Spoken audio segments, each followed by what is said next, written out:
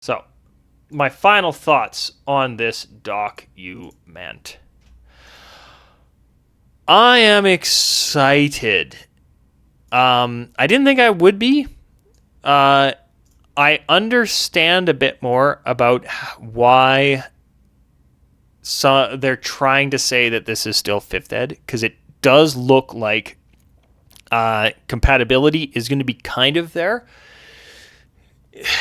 But I think they're pulling a Diablo 2. One of the things Diablo 2 did when they put out their expansion was difficulty levels went up. So you kind of almost needed the new items from the expansion to be able to play the game properly. I think they might have fixed it in later patches, but that's just stuck in my head throughout the years. I think that might be what we're seeing here. Yeah, technically you can make a wizard out of the original 5th ed books. You'll be fine. But it's not going to be as strong as the wizard from this. That is the vibe I'm kind of getting, is there's going to be a bit of power creep. And if they give the DM the tools they need to make that power creep playable. Thanks, 1855 number. If they give the DM the tools they need to make these higher level this higher level play playable, will a level 15 wizard be able to survive in a CR 15 encounter from whatever the new monster manual is going to be? Technically compatible is different than powerful enough to survive, right? So I have a suspicion that the compatibility is going to be a bit of a, you may have to talk to your DM a little bit to tweak it, because it's just, right, similar to how they added like Unchained in Pathfinder, where they had to move some power levels up because certain classes just weren't balanced the way that they kind of wanted. If they make some of those changes, I think that's going to be the end of OG 5th ed. Like some of these changes here are going to be like just powerful enough that a regular OG 5th ed character is not going to be able to keep up. If they don't have access to these masteries, who the heck would ever want to play a human fighter ever again from the original source book?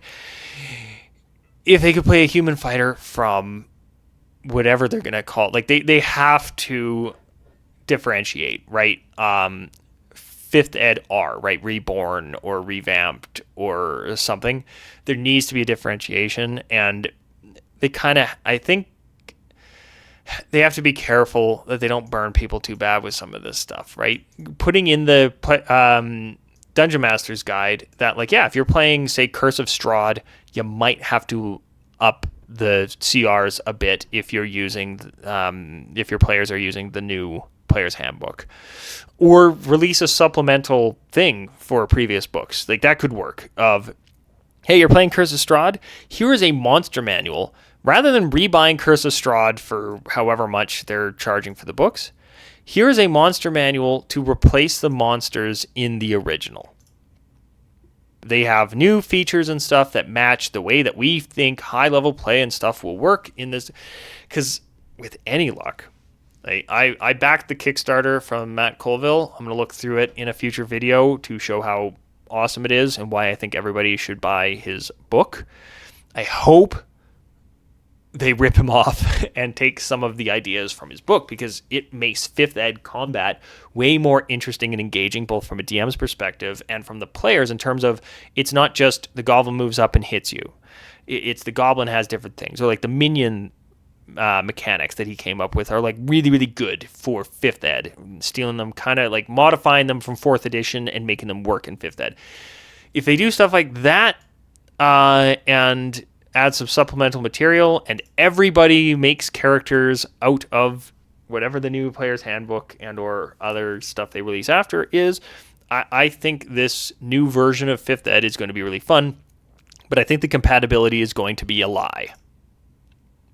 It's going to be compatible on surface, but just not powerful enough. Yeah, and create, if they modify a bunch of spells, it'll create a bunch of confusion, and like you'll have to tell your new player that when they look up hex, no, you have to use this hex, not that hex. Call this 6th ed, guys, and just say, yeah, it is somewhat backwards compatible. Because I really like it. I like everything they're doing. I think they're making martial classes more interesting by adding in these masteries. I think the modified spell stuff's really cool. I think some of the streamlining and the what I'm viewing as an embrace of multi-classing, I think is just across the board. Everything in this is really cool. I really dig it. What would I change other than very specific, like fix this little thing about this class?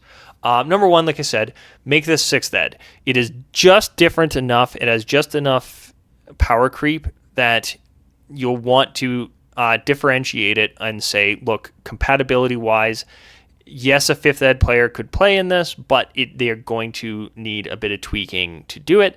Same thing, yes, you can play your 5th ed modules, but here's a 6th ed supplement that you can add to your Curse of Strahd campaign so that your monsters aren't weak as hell or they have more interesting things they can do, etc. Don't have to rebuy the whole book, but here you go. And then you can also double dip and sell a 6th ed Curse of Strahd, right? So you don't burn completely the people who have 5th ed stuff and just don't want to rebuy everything, but at the same time you create some new books that you can rake in some extra cash from, or put out the supplement digitally and charge too much for a digital item, but it's cheaper than buying the full book, right? Like there's a lot of ways you can monetize this without ripping us off. Other things I would change, right? So yeah, call it 6th ed. I would like to see, now without seeing the feats that they're adding, part of me would like to see a move back to more of the, like, I think it was in 3.5 and earlier, but I know Pathfinder is where I most of my experience with. I would like to see feats as a more inherent, they just happen, and then ability score increases are separate. But I could see that breaking things a little bit. I don't think it's balanced for it. It would be nice to have ability score increase. Maybe they happen more often. Like ability score increases happen 4 times for most characters, and then an extra time for a fighter or something, of like a +1 each time. So they just happen a little more often. But again, it's not balanced for that. The only reason I even mention it is because when I saw feat instead of ability score increase, my brain went instantly to, oh, feats are just the thing that you're always going to get a pick, and then you don't have to pick between them and an ability, but they moved ability score increase to a feat. If it's balanced for that, that's not a change that I would make, but yeah. But yeah, that's kind of it. I think this all looks really cool. I think some of it could be overpowered. I have to see as the playtest rolls on if they change some things. Yeah, like I'm liking everything I'm seeing about the classes. It makes me want to play every class that I've read. Every class that I've read, including making a human fighter, including making a fiendish warlock. Those are 2 classes I never thought I would gravitate towards in any sense. So whoever put this all together, I think they listened to the feedback really well. I think they interpreted it really well. I think they integrated it really well. I'm liking everything I'm seeing, but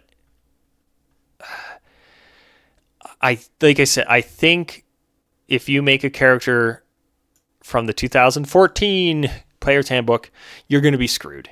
If all of this goes forward as it is technically compatible, but I don't know. It really, it's going to depend on talking to your DM and saying, like, I prefer the old Warlock. Is there a way that we can tweak it a bit to make it work better? It's going to depend on what happens with the Monster Manual and Dungeon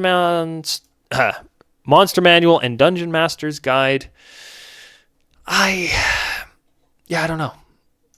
I'm still excited. I didn't think I would be. Like, I just spent like 6 hours reading through a PDF into a camera, and at the end of it, I wish there was more I could read. So that's a good sign. But overall, yeah, if they put out this version and my players are down for it, I'd probably keep going with this. I know there's a lot of people out there right now that are ticked off at Wizards of the Coast, rightfully so, the vast majority of it. So if you're looking at this as a cash grab that isn't going to be compatible, I can understand wanting to move on to other games instead of hopping on whatever this ends up being called. One D&D was a terrible name. Sixth Ed, Ultimate D&D or something like that is something to differentiate it, where it has backwards compatibility to an extent, but differentiating it is, I think, could be a necessity. I am, however, just babbling in circles now because, yeah, this has been a good time. Yeah. So take a look at it for yourself. See what you think. I'm going to hit stop recording.